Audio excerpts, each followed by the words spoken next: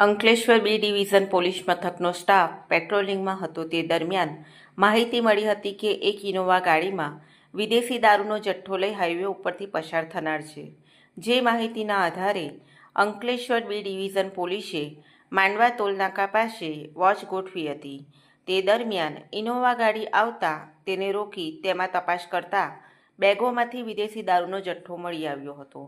પોલીસે રૂપિયા 61,000નો વિદેશી દારૂ અને મોબાઈલ ફોન મળી કુલ રૂપિયા 66,000થી વધુનો મુદ્દામાલ કબજે કર્યો હતો અને ભાવનગરમાં રહેતા હિતેશ હિંમત રાઠોડ, સતીશ ખોડા સરદારા, વિપુલ જગદીશ રાઠોડ તેમજ અન્નાબેન પંકજ રાઠોડની ધરપકડ કરી ચારેયની વિદેશી દારૂ અંગે પૂછપરછ કરતા તેઓ મુંબઈના બાંદ્રા સ્થિત બારમાંથી સામાનની બેગમાં જથ્થો ભરી ઇનોવા કારમાં મુસાફર તરીકે બેસી ભાવનગર જતા હોવાની કબૂલાત કરી હતી।